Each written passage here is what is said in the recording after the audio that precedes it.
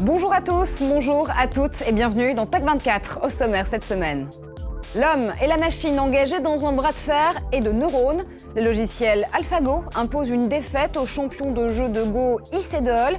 Alors, jusqu'où peut aller l'intelligence artificielle? On refait le match avec le pionnier du deep learning, Yann LeCun. Et dans notre séquence test, on fait de vous un skieur connecté, snowboard intelligent, Google Glass des sommets ou bonnet musical. Test 24 touchous dans un instant. Mais d'abord, connaissez-vous AlphaGo? Ce logiciel développé par DeepMind, une des filiales de Google, vient d'imposer une défaite au champion de jeu de Go coréen Isedol. AlphaGo mêle différentes technologies, dont le deep learning, une manière pour les machines d'apprendre à la manière des humains. Ça fascine, ça dérange, mais c'est néanmoins une des plus grandes preuves du progrès de l'intelligence artificielle. Bonjour Guillaume Gralet, vous nous avez rejoint. Évidemment, cette expérience sur le jeu de Go est fascinante, mais pourquoi est-ce qu'elle est particulièrement, cette fois-ci, la preuve de ces avancées? Parce que, historiquement, le jeu de Go célèbre l'inventivité, la créativité. En fait, il y a 19 lignes sur 19 qui peuvent permettre à des joueurs de Go de s'exprimer. C'est théoriquement autant de parties possibles que le nombre d'atomes dans l'univers, disent les spécialistes. Alors, on a été un peu surpris de voir la machine s'aventurer et réaliser quelques victoires dans ce domaine. En fait, comment s'en est sorti AlphaGo? En fait, AlphaGo a appris beaucoup parce qu'en fait, il s'est inspiré des bases de données des meilleurs joueurs du monde. Il les a reconnus grâce à la reconnaissance visuelle. Il les a absorbés et il a même appris à jouer contre lui-même. Il faut avoir beaucoup d'humilité pour cela, plus d'humilité que les humains. Et puis, surtout, AlphaGo a appris à inventer. C'est l'algorithme qu'on appelle de Monte Carlo. Monte Carlo, vous savez, le casino, on joue un peu au hasard et c'est ce qui a beaucoup surpris. En fait, AlphaGo a appris à surprendre et puis il a enfin utilisé l'apprentissage profond, le DeepMind. Justement, si les machines pouvaient dépasser le cerveau humain, on va aller plus loin avec un des pionniers en la matière. Facebook l'a placé à la tête de son laboratoire d'intelligence artificielle à Paris. Il s'agit du chercheur français Yann LeCun. Il vient également de faire entrer l'intelligence artificielle au Collège de France. Direction New York tout de suite pour le rejoindre. Bonjour Yann LeCun. Bonjour. Vous êtes à l'origine du deep learning. Si on le traduit, ça donne apprentissage profond. Mais concrètement, c'est quoi? Si je dis que c'est faire apprendre les machines à la manière des humains, est-ce que j'ai tout à fait raison? Non, c'est une exagération. C'est une méthode d'entraînement des ordinateurs qui permet, au lieu de les programmer, en fait, de les entraîner en leur montrant des exemples de ce qu'il faut faire. Donc, si on veut, par exemple, entraîner une machine à reconnaître des images, reconnaître des voitures, des animaux, etc. On lui montre des exemples de voitures, d'animaux, on lui donne la réponse, et puis au bout d'un moment, au bout de quelques milliers d'exemples de ce type, il peut reconnaître n'importe quel animal, n'importe quelle voiture et autres. C'est ce genre de technique qui a été utilisé par DeepMind pour entraîner AlphaGo initialement à jouer au Go. Alors, vous êtes de très nombreux géants de la high-tech à vous intéresser évidemment au deep learning. On a cité Google, on va également citer IBM, Amazon, le russe Yandex, le chinois Baidu, vous aussi avec Facebook. Mais ce qu'il faut retenir, c'est que le deep learning est en train de révolutionner l'intelligence artificielle en soi. Il y a une question technologique finalement qui va se muer de plus en plus en débat philosophique. C'est un peu le fantasme de la créature qui dépasse son créateur. Est-ce qu'on en est déjà là concrètement ? On en est très loin, on en est très très loin. On est plusieurs décennies dans le futur, peut-être, on aura des machines dont l'intelligence dépassera l'humain dans tous les domaines. Pour l'instant, on a des machines qui dépassent l'intelligence humaine dans des domaines très très spécifiques. Vous pouvez descendre dans la rue et acheter dans une boutique de jouets, une petite machine qui va vous battre aux échecs, bientôt probablement qui va vous battre au Go. Donc ces machines sont très spécialisées. Très bientôt, votre voiture se conduira elle-même mieux que vous ne pouvez la conduire vous-même.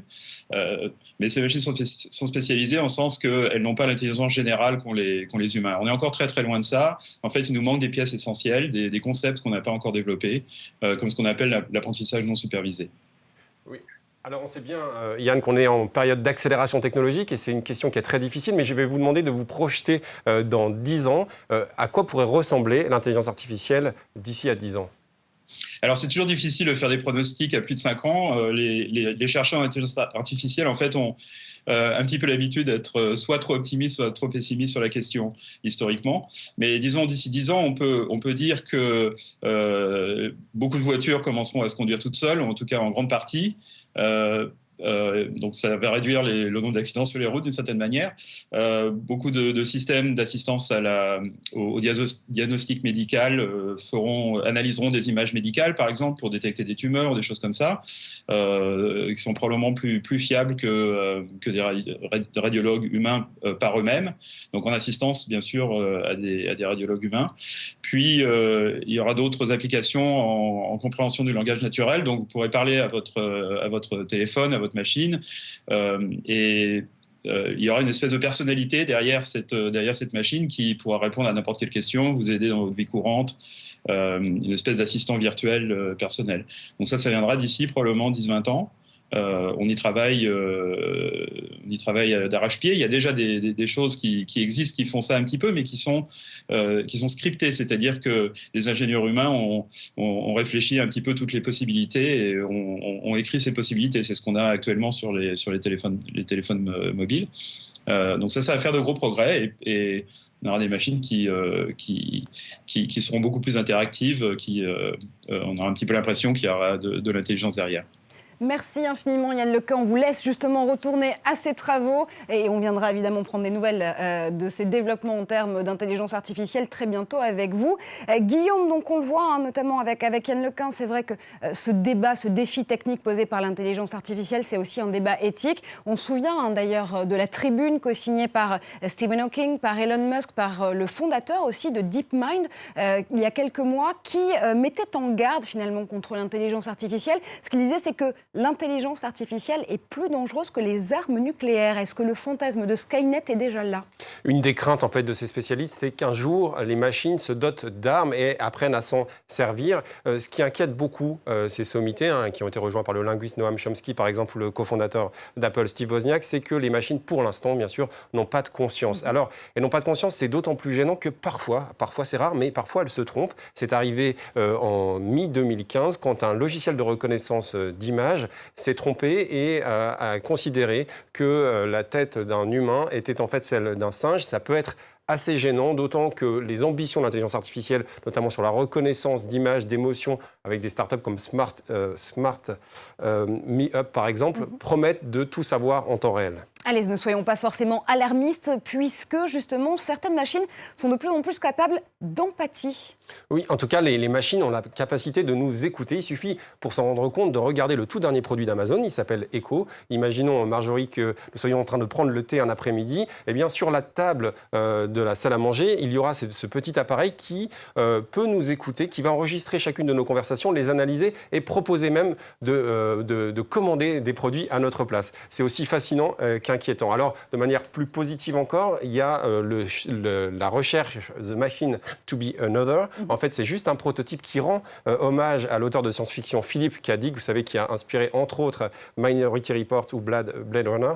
Eh bien, en fait, là, vous allez doter la machine de capteurs sensoriels utilisés par ailleurs sur des humains, et on va proposer ni plus ni moins à la machine de ressentir ce que les hommes ressentent au quotidien.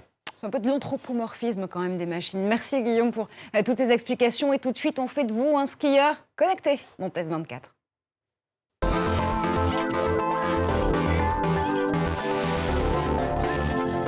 Guillaume Gralet est tout chousse cette semaine dans Test 24. Guillaume, vous avez dévalé les pistes il n'y a pas très longtemps. Vous avez pu tester toute une batterie de gadgets pour être un skieur plus connecté que jamais.